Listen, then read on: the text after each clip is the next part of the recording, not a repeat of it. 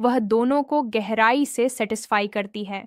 Vagina का unique pH level और उसका हेल्थ भी इस बात पर निर्भर करता है कि आप कितनी अच्छी हाइजीन मेंटेन करते हैं।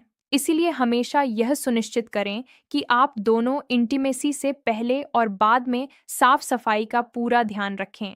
एकदम शुरुआत में ऐसा नहीं होता, लेकिन थोड़ी मूवमेंट और कुछ समय तक पेनिट्रेशन के बाद फीमेल पार्टनर को अंदर स्टिमुलेशन महसूस होना शुरू हो जाता है।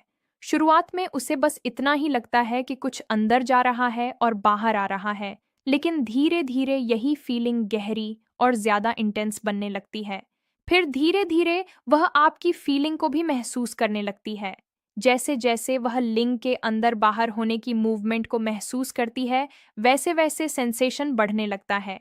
जो सेंसिटिविटी बढ़ रही होती है, जो स्टिमुलेशन और सेटिस्फेक्शन बन रहा होता है, वह बढ़ती हुई फीलिंग उसे और गहराई से महसूस होने लगती है, क्योंकि तब तक अंदर का हिस्सा भी ठीक से लुब्रिकेट हो चुका होता है। योनि में नेचुरल ल्यूब बनने लगता है, जिससे मूवमेंट्स स्मूथ तरीके से होने लगते हैं।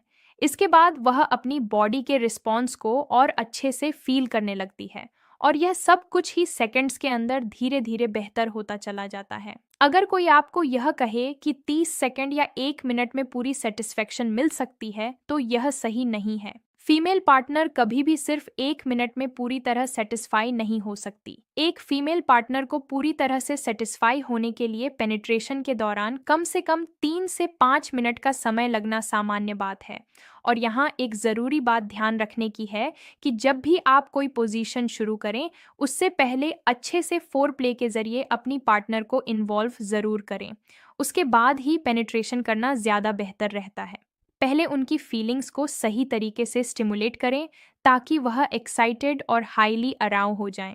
इसके बाद जब आप पेनिट्रेशन करते हैं, तो शुरुआत से ही फीमेल पार्टनर लिंग की मूवमेंट और बनने वाले फ्रिक्शन को ज़्यादा स्पष्ट रूप से महसूस कर पाती है, क्योंकि तब तक क्लिटोरल नर्व्स पहले से ही स्टिमुलेट हो चुकी होती हैं और प्लेजर धीरे धीरे बढ़ने लगता है। यह प्लेजर इस तरह बढ़ता है कि इंटरनल वजाइनल वॉल में सेंसिटिविटी और ज़्यादा बढ़ने लगती है, जिससे हर मूवमेंट का एहसास पहले से ज़्यादा गहरा और इंटेंस महसूस होने लगता है। आप नोटिस करेंगे कि सेंसेशन धीरे धीरे पास होने लगता है, और एक समय ऐसा आता है जब अंदर एक मीठी मीठी फीलिंग महसूस होने लगती है। इसका मतलब होता है कि स्टिमुलेशन अच्छी तरह बढ़ चुका है। कई बार ऐसा भी होता है कि जब फ्रिक्शन बाहर आता है, तो फीमेल पार्टनर कुछ कहती नहीं है, लेकिन वह उस फीलिंग को अंदर तक गहराई से महसूस कर रही होती है।